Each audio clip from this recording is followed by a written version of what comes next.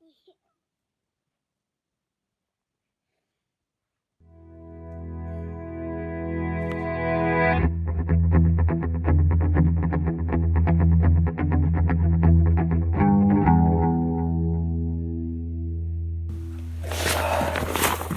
will tell you that if you have livestock, you probably don't like winter as much as everybody else. And this is one of the reasons why that is.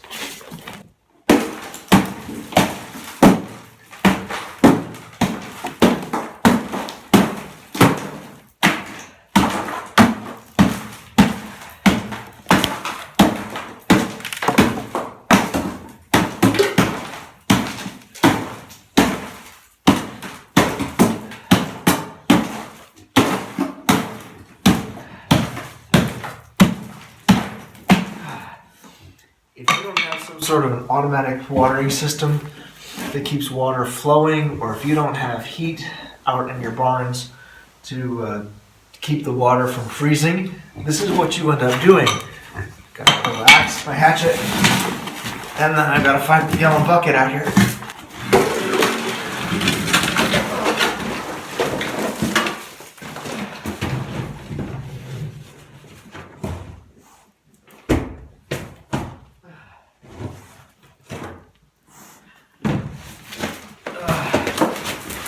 Our pig watering bucket, which has worked for both the big and the small pigs, is just a half of a 55-gallon plastic tub like this. For the smaller pigs, I kind of tip it up, I lean it against a wall and tip it up against the wall so that it so that the water, so they can get in, because they are shorter. If I had a automatic watering system, I know a lot of people do, we could avoid this, but we can't. The same thing goes for the chickens and the rabbits at the moment, where we've got to go out and we've got to defrost their waterers. Now the chicken water, I've got a 5-gallon bucket. And what I don't know if I ever showed this to you, but basically what I did was I drilled some holes here, and then up here I drilled two rows of holes basically, just underneath the lip on a bucket like this, and it's got a good sealing lid. And then I flip it over in something along these lines. It's actually smaller than, it's actually an oil pan that I just picked up from, I actually went to the dollar store and picked it up. They're cheap oil pans. They fit a 5-gallon bucket like this. You just you put water in, you've got the little holes in there, put the lid on nice and tight, and then you just flip it over, and the water runs out and fills up just to the top of this this bucket like this. Fills up just to the top of this bucket, and it doesn't run out any further, which is really nice. Good application of physics there, which is awesome. But the problem with it is that it gets ice right along here, and then it gets ice along the rim. Usually the water in, because we do have a heat lamp in the chicken area, and I put the heat lamp right over this. Usually the water that's in the bucket actually itself stays liquid. So I'm going to go ahead and shake it a little bit. But you have to go out and break the ice off the outer edge. It's not too bad. And since there's such a small amount of water in the pan itself, again, just bang it a little bit with the back of the hatchet here. And then it all breaks up. So that's the easy part there. I scared the pigs out of their coops or out of their areas, so I should probably get out of here. I want to make sure that they went nowhere. Because I lowered this fence is meant for them. I've got it set up so that, I've got a 2-line fence just going up and down here. But as you can see, it's under snow. So I don't think it's working very well today. The trail just leads up to the top barn, so they're probably okay. Again, it's something that probably don't need to worry about here, because this is, everybody around here has told me so many times, oh, this is so unusual. What'd you guys do? Bring the snow from New York? And so I don't expect that we're going to get this very often. But again, it's something we'll have to watch out for in the future. When I'm running the line along the whole outside of the whole outside of the property, I'll worry about that a little bit more. But at the moment, I just need to, this will work just fine. Now, one thing we have done over the last couple of days, normally we let the chickens out into this area. There's lots of, it gives them some more space, but because it's been so cold, we've just kept them cooped up.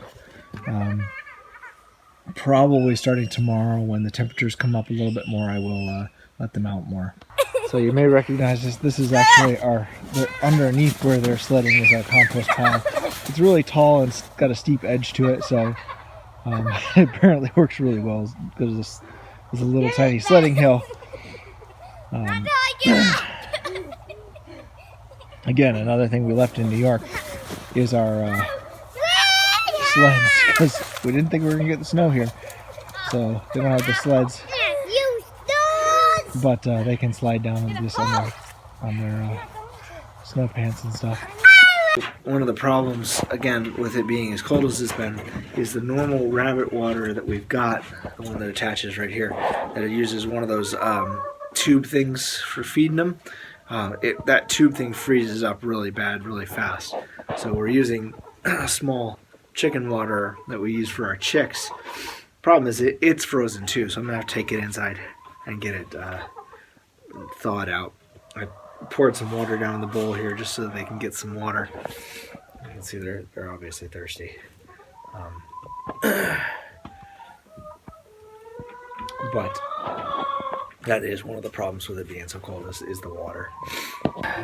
As you can see, our chickens are still laying, even though it's really cold. I'm not sure these are going to be any good because they might be frozen because we haven't got here to check on them enough. But at least they're still laying. Alright, so I know just about everybody's putting out winter struggle videos this week, especially with the polar vortex or whatever you want to call it going on.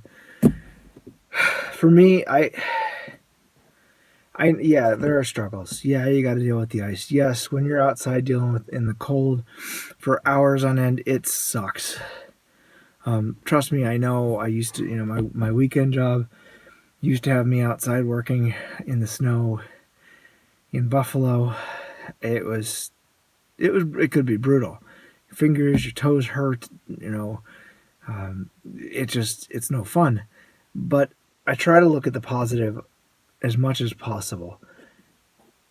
It is absolutely stunningly beautiful in the snow. Yesterday, the snow brought us together because the kids, both sets of kids who were at home still, didn't have to work, which meant we got an extra day to spend time together. And I really appreciated that. It meant that I didn't have to worry about them driving at night. It actually gave me another night to sleep a little bit, go to bed a little bit early. And it's as much as it is a pain to go out and chop the water out of the pig bucket, or bring water out to the animals multiple times during the day. Like I said, that clutch of eggs that we probably lost. Those are all minor inconveniences.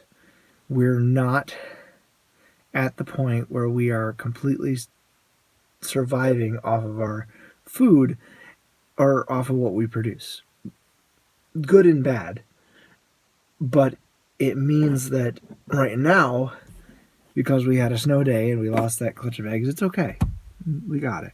Plus, even if we lost that, it's probably less than 1 day's worth of, because we usually have about 18 eggs in anytime we sit down to a meal, and 18 to 24, and we lost 9.